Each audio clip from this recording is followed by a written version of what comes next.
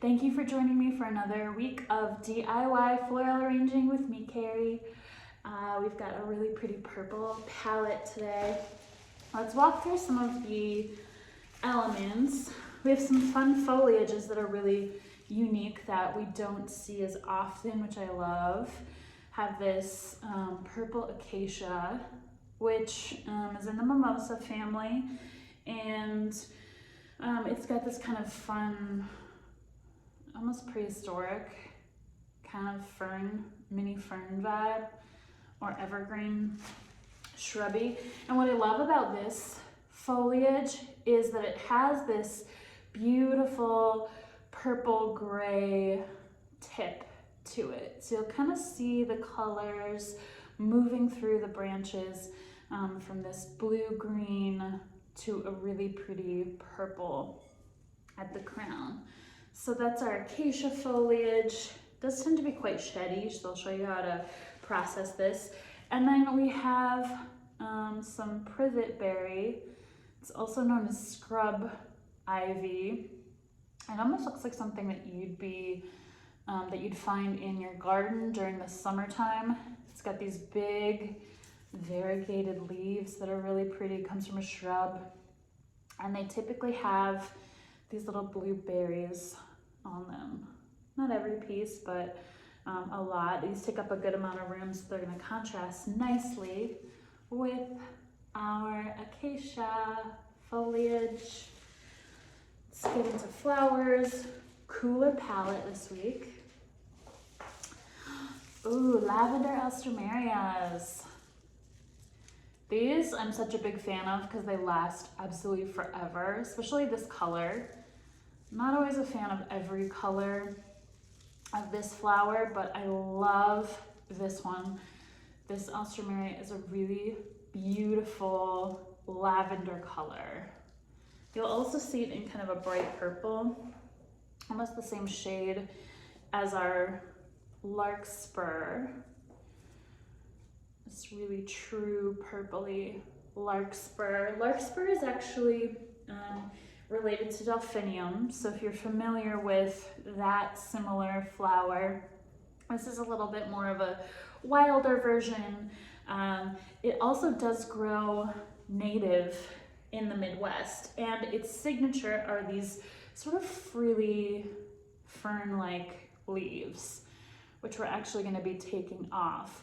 But that's how you'll tell the difference between Larkspur and delphinium, which look fairly similar. They both have long, tall stalks and these little blooms going all the way up to sort of a pretty drapey crown at the top. But Larkspur will have this fluffy, frilly foliage. Delphinium does not. It also tends to sort of have a frillier flower. The bloom itself is a little bit more delicate and frilly with kind of crinkled edges compared to the delphinium, which has really smooth edges. So be on the lookout for that the next time you're maybe in a floral shop and see if you can tell the difference.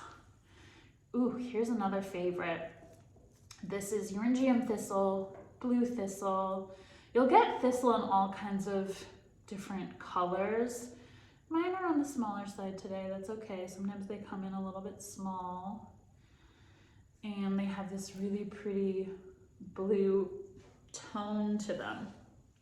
So if you do want to save some elements from your arrangement, these are both stems that dry really beautifully. Once you pull off all of the foliage from your Larkspur, the blooms will dry really nicely. You can either hang them upside down or just let the water evaporate, and same with the thistle. So if you're someone like me that loves thistle, even on its own, I just think it's so pretty and special. You don't see a ton of flowers with this true blue color. Sometimes you'll get a violet blue, but not too many that have this cool blue tone to them. I'm going to be designing today in my mason jar. And you could use something different if you'd like, play around. We've got a lot of good foliage to fill out the vase today, so that shouldn't be a problem. If you want to go a little bit of a wider mouth, I'll start with my acacia foliage. So these acacia pieces, typically they come in these kind of long, the way it grows is they have a long central stem and then some branching pieces coming out from it. And my personal favorite part is the tip because it's got a really pretty purple. So we're gonna pick up some of those cool colors. So I'm just gonna split this in half. And when you do split a foliage piece like this, maybe it's really, really long, you always wanna get as close to the top leaf as possible so that you minimize that blunt stem. So this, not so nice. I can see that stem, I didn't cut it quite close enough to the top of the foliage. Now it almost looks like it could be just a piece of foliage. And I'll strip it. This stuff tends to get into the water as well. Sometimes they'll have these little branches. Those won't strip off, so I'm just gonna clip. If you have them, you may not have these little hairy branches that look like they're trying to root a little bit. It's a bit of a woody stem.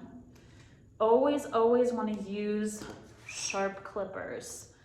Any design that we're working with. It's gonna help your stems stay fresher longer to use sharp clippers. A lot of florists actually use a knife, so you might see someone tugging with a knife. You could even take these woody stems and split them up the center. Do that a lot with really thirsty stems. This foliage doesn't typically have trouble hydrating. Lilacs, which have a woody stem, sometimes need a little help, but that's a trick to open up your woody stems that might need a little bit more help.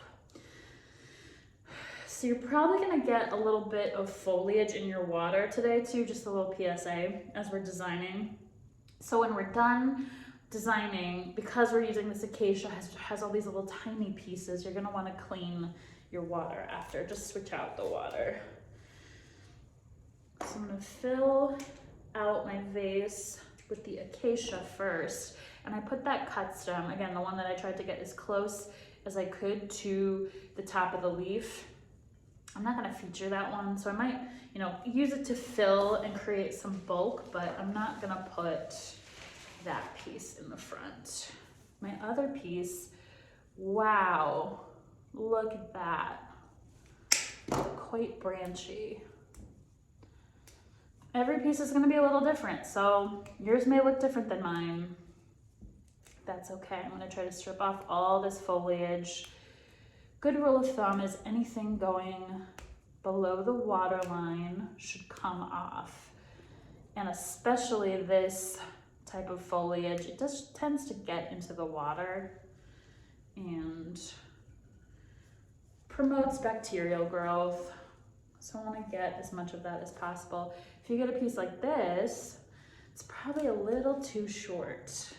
See, if I were to put this, wanted to touch the bottom, it's not really gonna, I could add it in here, but let's sort of see what happens. This piece, if it's sitting here, it doesn't go all the way to the bottom of the vase. So what you risk happening is if the water level gets below that stem, you'll get a droopy stem. So avoid using these pieces, maybe save that for a little bud vase piece. I think I can divide this one more time, and I'm sort of getting the more purpley color because I'm using my tip pieces, and I stripped off most of that blue. It's really going pretty heavy on the purple side. So play around with your shapes here. This is a good way to practice, always, designing your foliage base to create the shape that you want later. So don't be afraid to get in there with your hands, move things around. I kind of like little V shapes personally. It's my favorite, but this is your arrangement.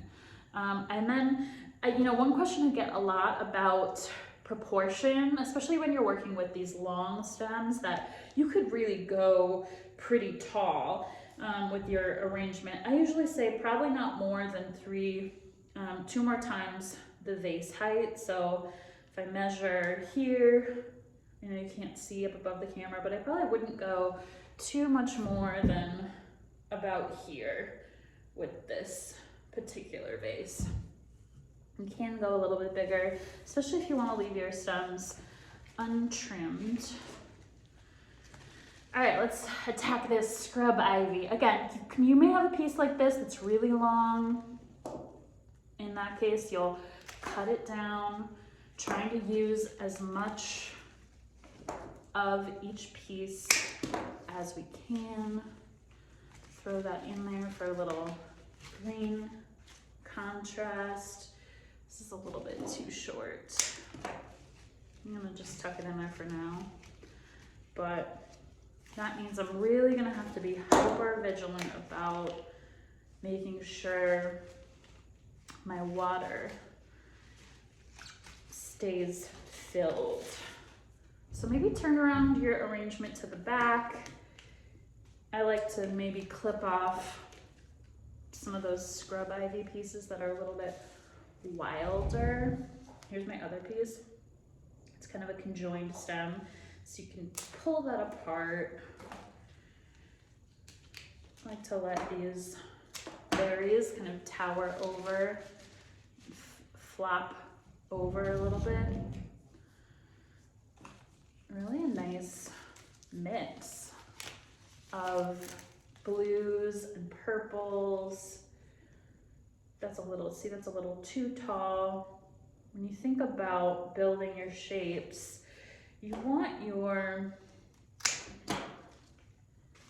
colors and shapes to feel connected. So you could have a little gesture like this one, this beautiful blueberry coming out to the side, but you want it to feel connected with the rest of the arrangement. So it shouldn't be so far out there without any other foliage that it just feels naked. So I pulled this piece up a little bit. Check out every side. If you do want to trim back some of these pieces, this piece actually is looking a little worse for wear, so I'm going to take it off. But you know, you may want to trim back some of your leaves if they feel awkward and floppy. I like this shape that I have going on. And I think I'm going to continue to build it out a little further and taller. Next, let's add our thistle.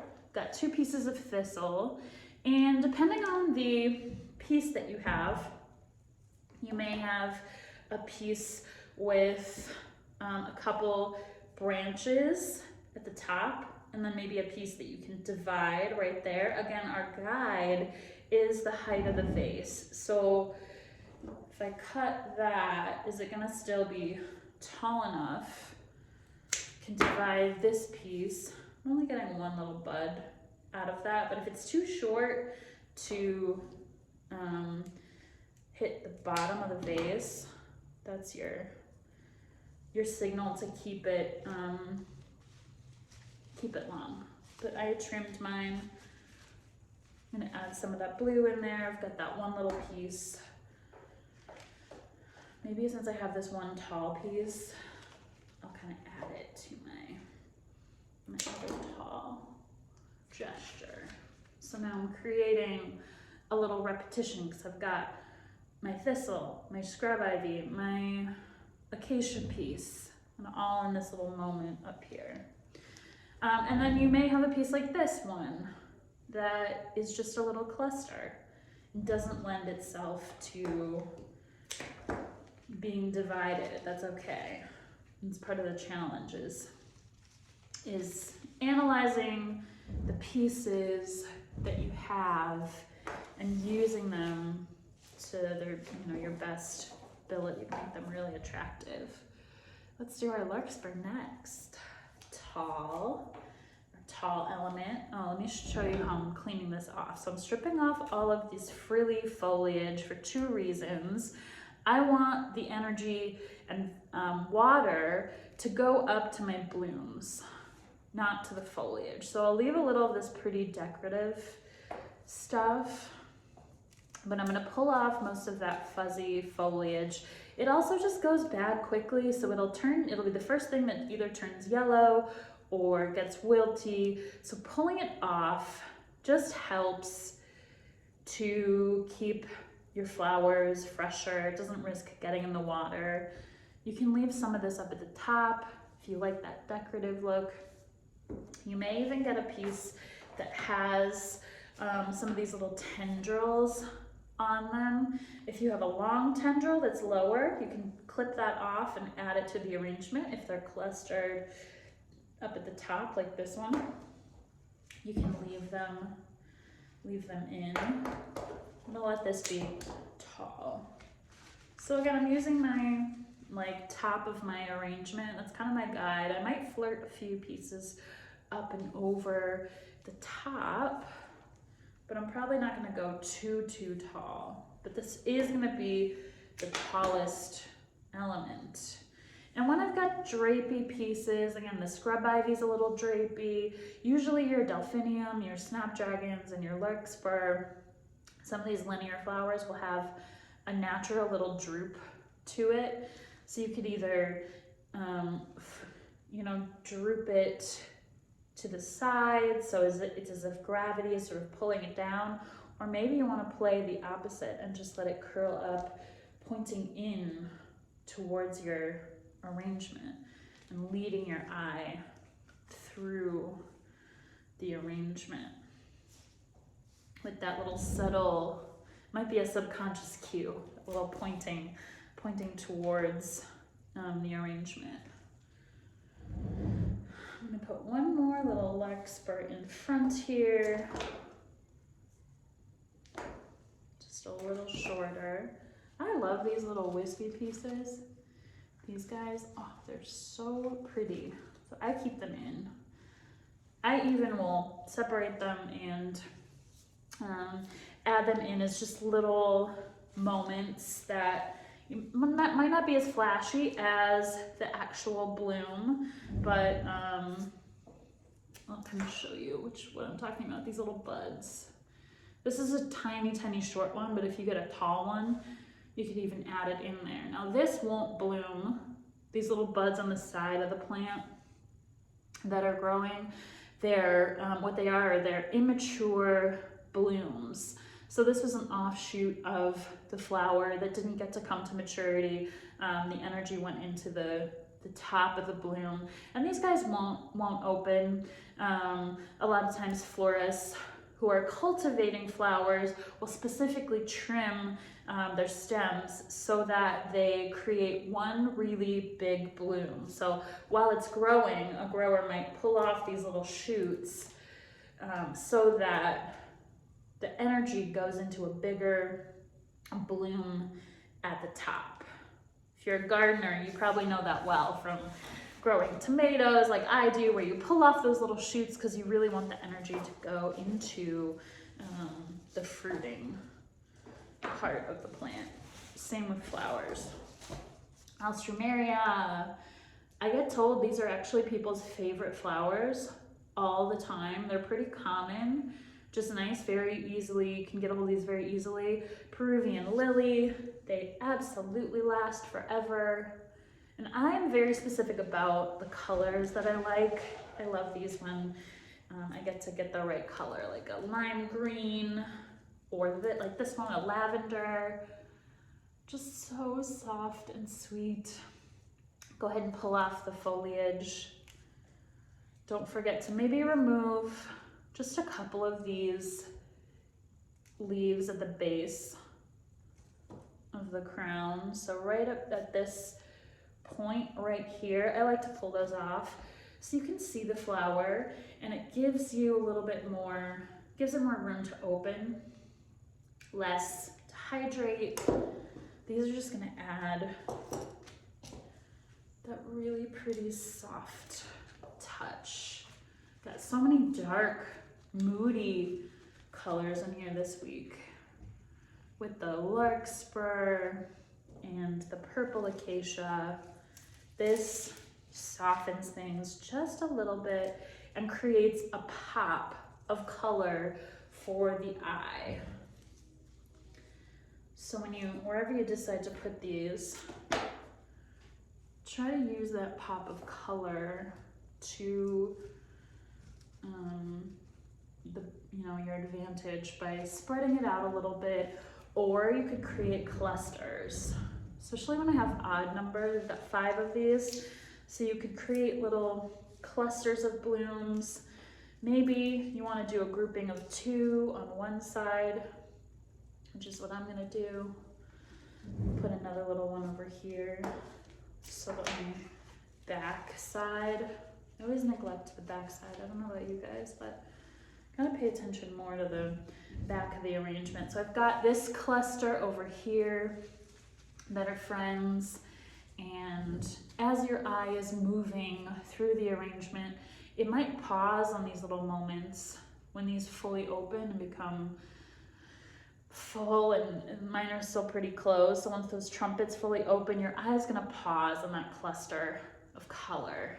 And then I've got one more over here. I've got 2 more blooms that'll balance out that cluster for another little moment of Alstroemeria.